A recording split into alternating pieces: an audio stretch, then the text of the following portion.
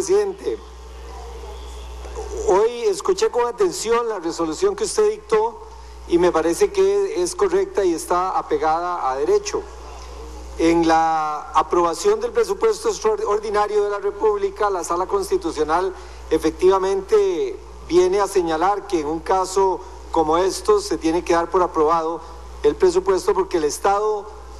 en la estructura del Estado hay un órgano que debe participar para que un presupuesto de la República sea válido y ese órgano es la Asamblea Legislativa. Pero la inacción de la Asamblea Legislativa no puede significar que el Estado se quede sin poder funcionar porque no se aprobó un presupuesto en su momento. No obstante, en este mismo fallo de la Sala Constitucional se establece claramente, y así lo dice muy claro una nota de la magistrada doña Nancy Hernández, donde señala que hay un vacío constitucional y que ese vacío de alguna manera tenemos nosotros que proceder a corregirlo. A mí me parece, presidente, que ahora que usted ha tomado con tanta diligencia el tema de la reforma al reglamento y que está dirigiendo esa comisión, deberíamos de pedirle a los asesores de las fracciones de esta Asamblea Legislativa que busquemos una redacción al reglamento que permita evitar que vayamos a quedar en una situación similar o muy parecida a la que vivimos el año pasado, que es tener un proyecto en donde se rechazan los dictámenes y no se pone a discutir el documento el documento original o el dictamen tal y como el proyecto tal y como fue remitido. Porque si lo que se va a dar por aprobado es lo que está en discusión, en ese momento no hay nada en discusión, porque los dictámenes fueron rechazados. Y vale la pena que ahora que no estamos en la discusión del presupuesto, que tenemos suficientes meses para prepararlo y para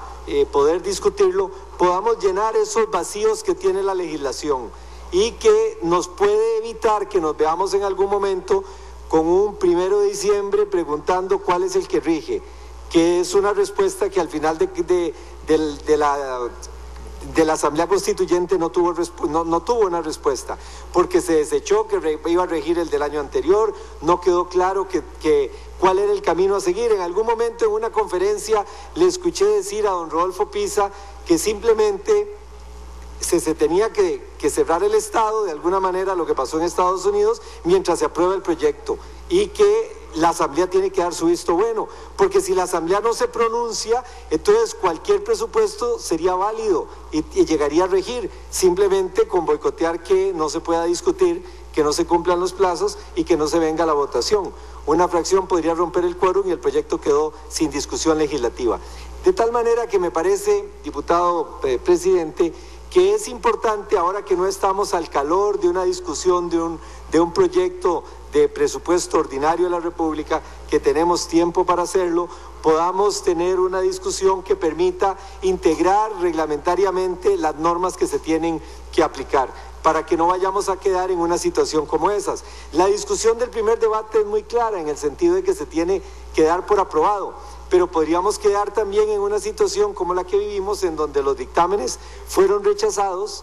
los 3 dictámenes de la comisión fueron rechazados, el proyecto no se puso en discusión como tal, que es uno de los temas que recrimina y reprocha a la Sala Constitucional de lo resuelto en su momento por esta Asamblea Legislativa, y si entonces no está en discusión ese proyecto, ¿qué es lo que se da por aprobado? Y ahí hay un vacío legal. Simplemente, si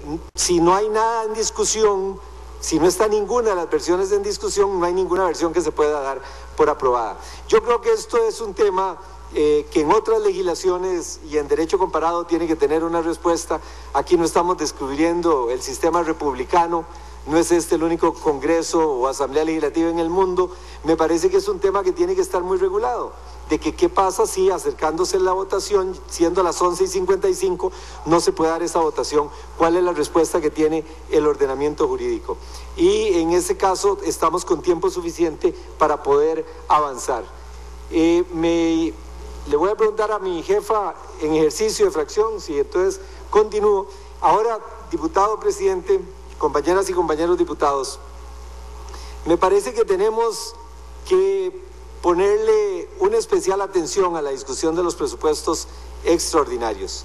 Me parece que la forma en que procedimos la semana pasada aprobando algunas mociones ya aquí en el plenario legislativo no es lo más recomendable. Me parece que aumentar nuevamente los gastos por medio de una moción constituyendo el plenario legislativo en comisión general, no discuto la parte formal, obviamente se puede hacer y lo hicimos, pero desde el punto de vista de la serenidad con que se debe de ver un presupuesto de la República, me parece que deberíamos de evitar tener que caer a esa situación. Y yo habría preferido que nos quedáramos con el proyecto de recorte que significaba una reducción mayor al déficit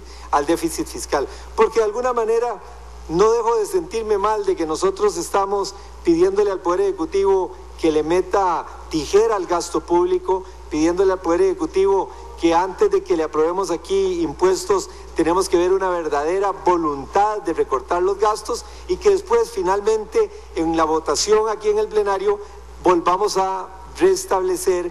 erogaciones que habían sido reducidas en la Comisión de Asuntos Hacendarios. Yo, por supuesto, no iba a hacer ese día una discusión, respeté los acuerdos entre los compañeros de la fracción y, por supuesto, siempre me apego al criterio del compañero jefe de fracción, salvo que tuviera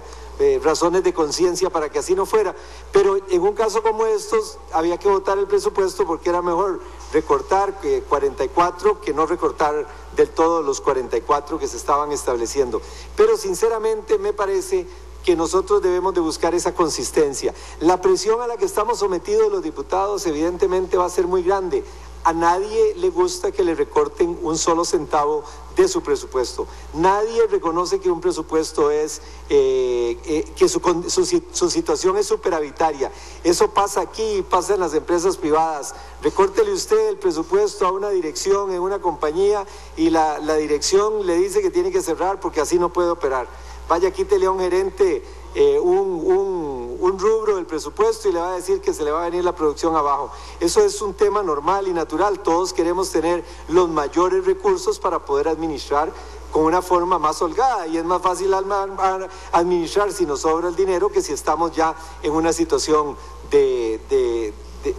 crisis. Por eso siempre he defendido que a nivel de las empresas uno debe tener una regla, cada 3 años tiene que declarar la empresa automáticamente en crisis para empezar a limpiar toda la grasa a las cuales se va llenando. Pero igual nos pasa aquí cuando hablamos del sector público, ningún ministro quiere que le corten el presupuesto, ningún departamento quiere que le corten el presupuesto y cuando uno se mete y abre las gavetas de las instituciones se da cuenta que hay recursos que están ahí que pueden utilizarse mejor o que pueden canalizarse para los programas a los cuales se les va a recortar el presupuesto. Y siempre, todo gasto encuentra una justificación. Nunca he conocido una situación donde un gasto no se